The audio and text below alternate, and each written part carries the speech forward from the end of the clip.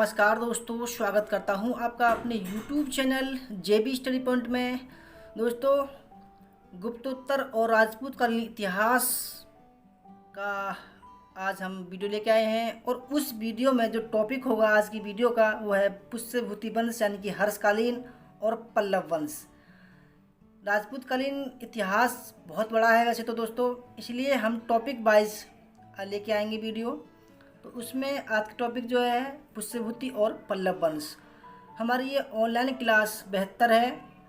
यह जो क्लास होगी यह TGT, PGT history, net history, assistant professor और ब्लॉक एजुकेशन ऑफिसर सहित सभी एग्जाम के लिए विशेष महत्वपूर्ण साबित होगी। तो फ्रेंड्स, आइए शुरू करते हैं। हमारा उद्देश्य है अब की बार नेट JRF पार। हमारा बायोडाटा देख सकते हैं आप, PhD इतिहास, एक बार JRF और 4 बार नेट पास। दोस्तों, वीडियो शुरू करने से पहले अगर आप हमारे चैनल पर नए हैं और आपने अभी तक हमारा चैनल सब्सक्राइब नहीं किया तो प्लीज़ सब्सक्राइब कर लें और उसके पास में ज्वाइन का बटन है, मेंबरशिप ले सकते हैं दोस्तों। क्योंकि कुछ दिन में मेंबरशिप की अहमियत आपको पता पड़ेगी, क्योंकि मेंबरशिप लेने वाले ही हमारे यूट्यूब के प्रैक्टिस सेट को हल कर पाएंगे, अदरवाइज नहीं कर पाएंगे। और उसका जो बेल आइकन है उसको प्रेस करें, वीडियो को लाइक करें और शेयर ज़रूर करें दोस्तों। तो आइए शुरू करते हैं। गुप्तोत्तर काल में सबसे पहली बात हम करते हैं पुष्यभूति वंश की। ठीक है, पुष्यभूति वंश में हम देखते हैं दोस्तों, बहुत ही प्रामाणिक ये नोट्स हैं।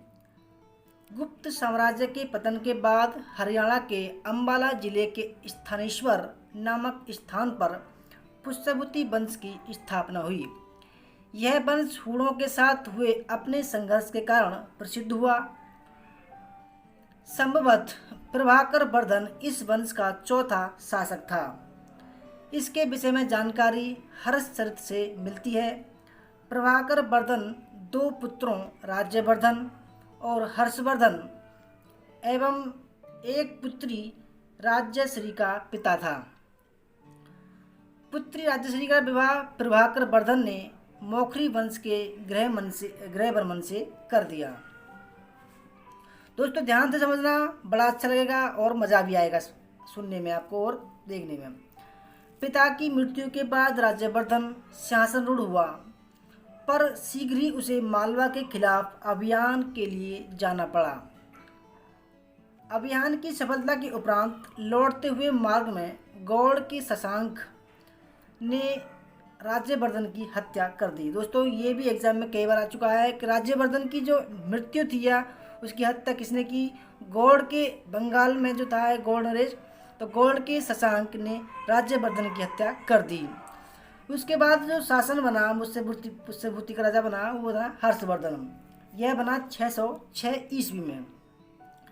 राज्यवर्धन के बाद लगभग 606 ईस्वी में हर्षवर्धन थानेश्वर के सिंहासन पर बैठा। हर्ष के विषय में हमें बाणभट्ट के हर्ष क्षेत्र से व्यापक जानकारी मिलती है। हर्ष ने कुल करीब 41 शासन किया, यानी कि 41 वर्ष शासन किया उसने। इन वर्षों में हर्ष ने अपने साम्राज्य विस्तार जालंधर, पंजाब, कश्मीर, नेपाल एवं वल्लभी तक कर लिया था। इसने आर्यवर्त को भी अपने अधीन किया था। यात्रियों में राजकुमार, नीति का दंडित एवं वर्तमान शाक्य मुनि कहा जाने वाला चीनी यात्री ह्वेनसांग करीब 630 से 640 ईस्वी के बीच भारत की धरती पर आया था। नोट डाउन करें दोस्तों, यात्रियों का राजकुमार, नीति का दंडित या वर्तमान शाक्य मुनि ह्वेनसांग को बोलते हैं। यह 630 से 640 के बीच भारत की धरती पर आया था। हर्ष के विषय में ह्वेनसांग ने विस्तृत जानकारी मिलती है। हर्ष ने कन्नौज को अपनी राजधानी बनाया। हर्ष एक और नाम शिलादित्य, नोट डाउन करना दोस्तों, हर्ष का एक और नाम था शिलादित्य के नाम से भी जाना जाता था। इसने परम भट्टारक मगध नरेश की उपाधि ग्रहण की। हर्ष को अपने दक्षिण के अभियान में असफलता हाथ लगी। चालुक्य नरेश पुलकेशिन द्वितीय ने हर्ष को ताप्ती नदी के किनारे परास्त किया। हर्ष एक प्रतिष्ठित नाटककार एवं कवि था।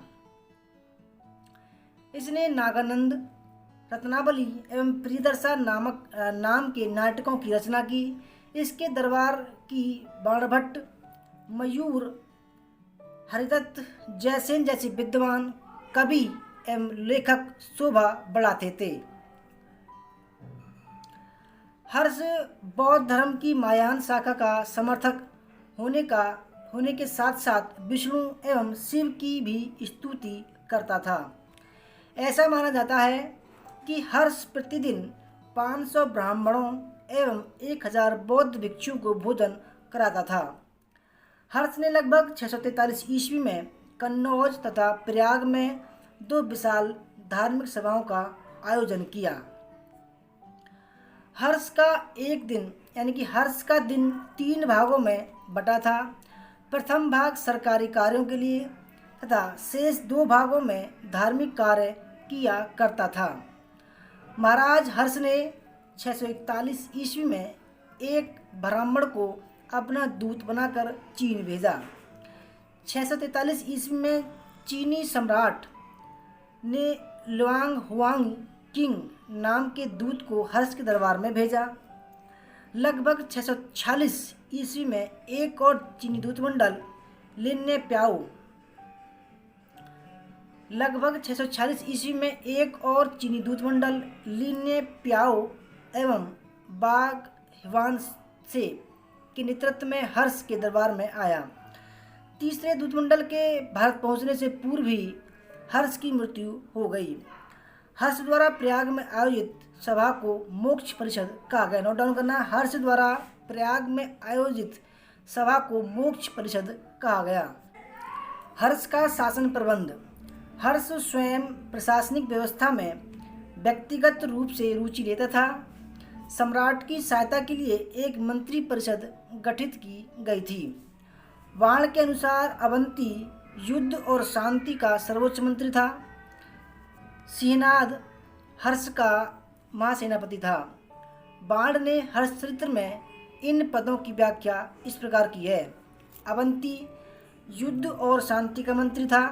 सिंहनाद हर्ष की सेना का महासेनापति था। कुंतल था अश्व सेना का मुख्य अधिकारी था। ठीक है। और स्कंदगुप्त हस्ती सेना का मुख्य अधिकारी था। कुछ राज्य के अन्य प्रमुख अधिकारी थे, जैसे महासामंत, महाराज, दौसा धनिक, प्रभातार, राजस्थानीय, कुमारमात्य, उपरिक और विषयपति आदि। कुमारमात्य क्या था? कुमारमात्य उच्च प्रशासकीय सेवा में नियुक्त था। दीर्घध्वज ये राजकीय संदेशवाहक होते थे। सर्वगत गुप्तचर विभाग का सदस्य। हर्ष के समय में अधिकारियों को वेतन नगद एवं जागीर के रूप में दिया जाता था, पर हेनसांग का मानना है कि मंत्रियों एवं अधिकारियों के वेतन भूमि अनुदान के रूप में दिया जाता था। हर्ष के समय राष्ट्रीय आय का 1/4 भाग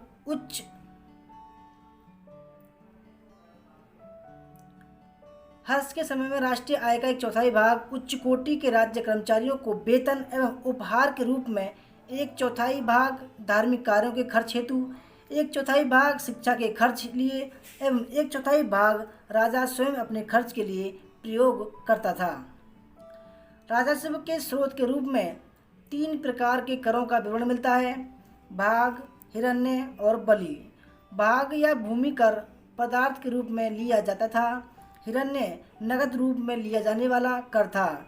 इस समय भूमि कर कृषि उत्पादन का 1/6 भाग वसूला जाता था।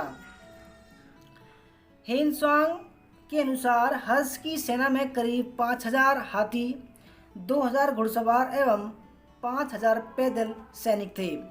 कालांतर में हाथियों की संख्या बढ़कर करीब 60,000 एवं घुड़सवारों की संख्या 1 लाख पहुंच गई।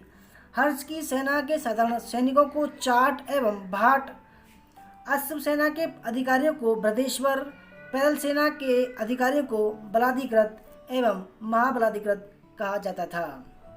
दोस्तों, ये था पुष्यभूति वंश के बारे में। अब हम पढ़ेंगे हर्ष के बाद का जो काल था उसकी राजनीतिक स्थिति क्या थी। राजनीतिक स्थिति गुप्तोत्तर कालीन भारत की राजनीतिक स्थिति के निम्नलिखित पहलू विशेष रूप से उल्लेखनीय है। दोस्तों इसी के अकॉर्डिंग हम पढ़ेंगे।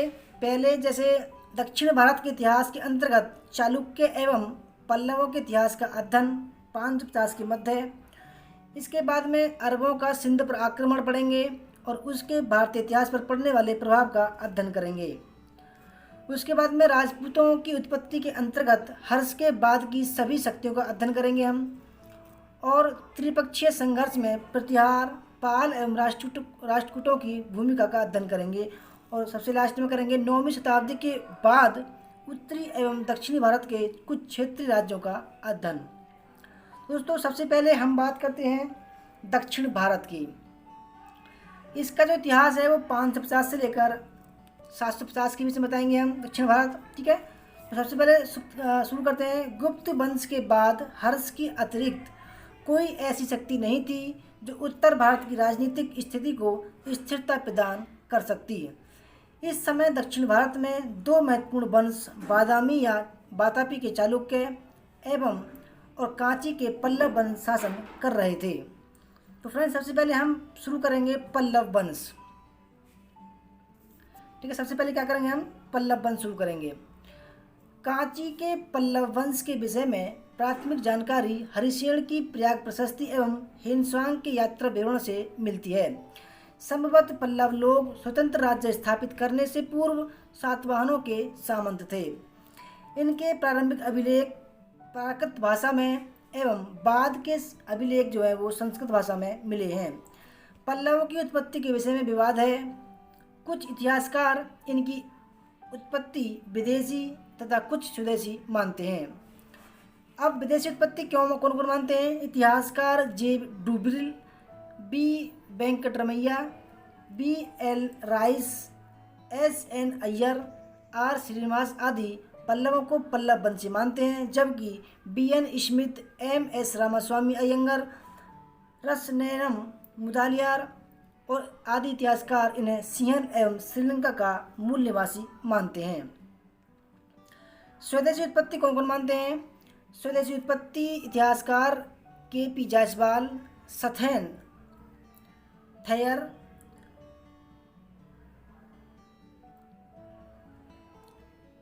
एस के अयंगर, आर गोपालन, के ए नीलकंठ शास्त्री, डी सी सरकार, अलेक्जेंडर रे, टी बी मालिंगम आदि पल्लवों को भारतीय मूल का नहीं मानते हैं।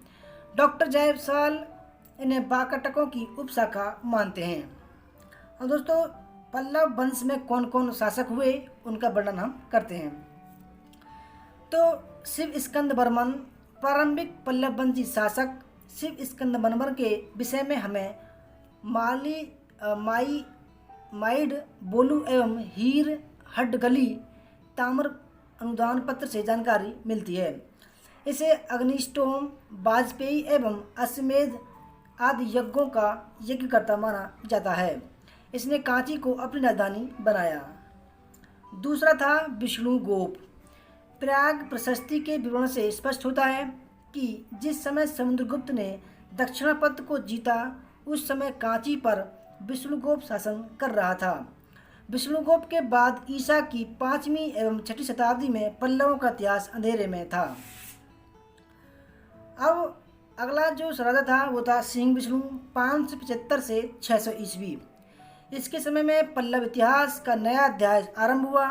सिंह विष्णु को सिंह विष्णुत्तर युग एवं अग्नि सिंह भी कहा जाता था। इसने चोलों को परास्त कर कावेरी के मुहाने तक अपने राज्य को विस्तृत कर लिया और चोलमंडल की विजय के बाद ही इसने अग्नि सिंह की उपाधि धारण की। सिंह विष्णु के दरबार में संस्कृत का महान कवि भारवी रहता था। यह वैष्णव धर्म का अनुयायी था। इसके समय में ही मामल्लपुरम के आदि बराह गुहा मंदिर का निर्माण किया। इस मंदिर में सिंह विष्णु एवं उसकी 2 रानियों की प्रतिमा भी स्थापित की गई है। नोट डाउन करना विशेष महत्वपूर्ण, कई बार एग्जाम में आ चुका है ये। महेंद्र वर्मन प्रथम 600 से 630 ईस्वी। यह सिंह विष्णु का पुत्र एवं उत्तराधिकारी था। इसके समय में पल्लव साम्राज्य न केवल राजनीतिक दृष्टि से बल्कि सांस्कृतिक, साहित्यिक एवं कलात्मक दृष्टि से भी अपने चरमोत्कर्ष पर था। इसने मत्तविलास, विचित्र चित्र एवं गुणभर आदि प्रशंसा सूचक पदवी धारण की। नोट डाउन करना दोस्तों, महेंद्र वर्मन प्रथम ने मत्तविलास, विचित्र चित्र एवं गुणभर आदि प्रशंसा सूचक पदवी धारण की थी। इसके समय में ही दक्षिण भारत में पुरुषसत्ता की स्थापना के लिए पल्लव चालुक्य एवं पल्लव पांड्य संघर्ष शुरू हो गया। ऐहोल अभिलेख के उल्लेख के आधार पर कहा जाता है कि पुलकेशिन द्वितीय ने पल्लवों से बेंगी को छीन लिया था। नंदीवर्मा द्वितीय के कसाकुड्डी अभिलेख से ज्ञात होता है कि महेंद्र वर्मन प्रथम ने पुल्लूर में अपने प्रमुख शत्रु को पराजित किया था। इसने मत्तविलास प्रश्न तथा भगवत जुक्कियम और जैसे महत्वपूर्ण ग्रंथों की रचना की। इसके संरक्षण में ही संगीत शास्त्र पर आधारित ग्रंथ कुड्डमयालम की रचना हुई। कुड्डमिमालय, ठीक है, कुड्डमिमालय। उसके बाद में आता है नरसिंह वर्मन प्रथम। नरसिंह वर्मन प्रथम, महेंद्र वर्मन प्रथम के बाद में आता है नरसिंह वर्मन प्रथम। 630 से 668 ईस्वी शासन करता है। यह अपने पिता महेंद्र वर्मन की मृत्यु के बाद गद्दी पर बैठा। इसे इसके अभिलेखों में वातापीकोंड कहा गया। असाधारण धैर्य एवं पराक्रम के कारण इसे महामल्ल भी कहा गया। कुर्रम दानपत्र अभिलेख के उल्लेख से ज्ञात होता है कि नरसिंह वर्मन प्रथम ने चालुक्य नरेश पुलकेशिन द्वितीय को पारिमल और मणिमंगलाई एवं सूरमार के युद्ध में पराजित किया था। नरसिंह वर्मन प्रथम ने पुलकेशिन द्वितीय की पीठ पर विजय शब्द अंकित करवाया। दोस्तों ये एग्जाम में कई बार आ चुका है। नरसिंह वर्मन प्रथम ने पुलकेशिन द्वितीय की पीठ पर विजय शब्द अंकित करवाया।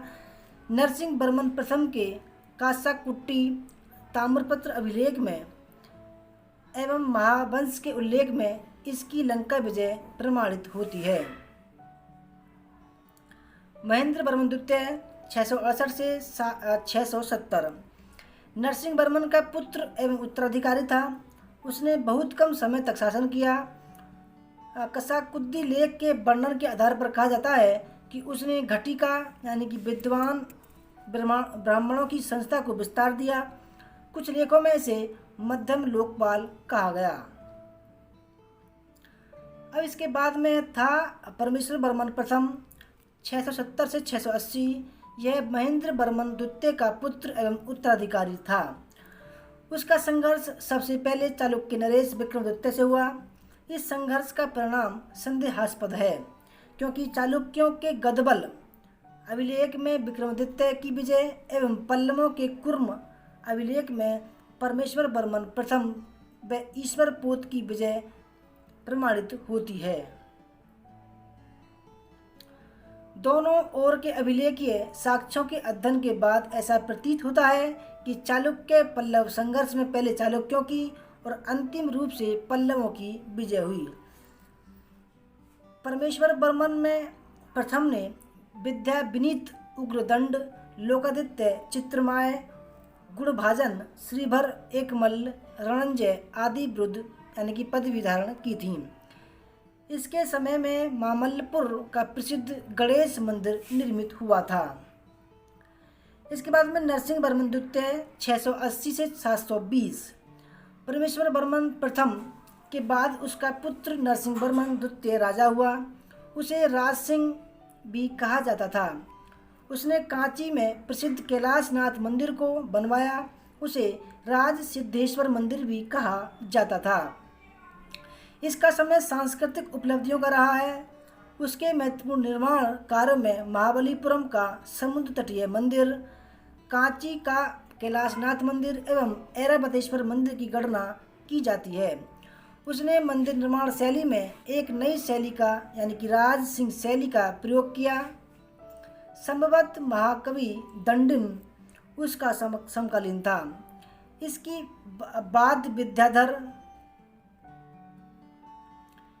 बाद विद्याधर, बीड़ा, नारद, अंत्योदय, तुमरु उपाधियां उसकी संगीत के प्रति रुझान की परिचायक हैं। परमेश्वर वर्मन द्वितीय 720 से 731 नरसिंह वर्मन द्वितीय का छोटा पुत्र परमेश्वर वर्मन द्वितीय गद्दी पर बैठा। कसाकुड्डी अभिलेख में से बृहस्पति नीति का आदर्श संरक्षक एवं कुशल प्रशासक कहा गया है। चालुक्यों के उलचल अभिलेख से ज्ञात होता है कि चालुक्य राजा विक्रमादित्य ने गंग शासक दुर्विनीत ऐरपय की सहायता से पल्लव नरेश परमेश्वर वर्मन द्वितीय पर आक्रमण कर उसे परास्त कर हत्या कर दी थी उसकी। इसके बाद में नंदी वर्मन द्वितीय 731 से 795। कासकुड्डी दानपत्र अभिलेख के आधार पर नंदी वर्मन द्वितीय को परमेश्वर वर्मन द्वितीय के रिश्तेदार हिरण्य का पुत्र बताया गया। संभवतः विक्रमादित्य ने इसे परास्त कर दिया। पल्लव शासक नंदी वर्मन के अभिलेखों से ज्ञात होता है कि इसने अपने खोए हुए राज्य को पुनः प्राप्त कर लिया। गोविंद तृतीय के अभिलेख से यह प्रमाणित होता है कि राष्ट्रकूट नरेश दंतिदुर्ग ने पल्लवों की राजधानी कांची पर विजय प्राप्त कर अपनी पुत्री का विवाह नंदी वर्मन द्वितीय से कर दिया और इन दोनों के संयोग से दंती वर्मन नामक पुत्र ने जन्म लिया। इसके बाद में गद्दी पर बैठता है नंदी वर्मन एवं राजमहिषी रेवा का पुत्र दंती वर्मन अगला पल्लव राजा बना। इसके समय में पल्लव राज्य पर राष्ट्रकूट नरेश गोविंद तृतीय एवं पांड्य शासकों ने आक्रमण किया। इसे अभिलेखों में पल्लव कुल भूषण कहा गया। इसने मद्रास के निकट बने पार्थ सारथी मंदिर का जीर्णोद्धार करवाया। नंदी वर्मन तृतीय 845 से 866। नंदी वर्मन का पुत्र एवं उत्तराधिकारी नंदी वर्मन तृतीय गद्दी पर बैठा। इसने अपने बाहुबल एवं पराक्रम से चोलों, पांड्यों एवं चेरों को पराजित कर पुनः एक बार पल्लव साम्राज्य को शक्ति प्रदान की।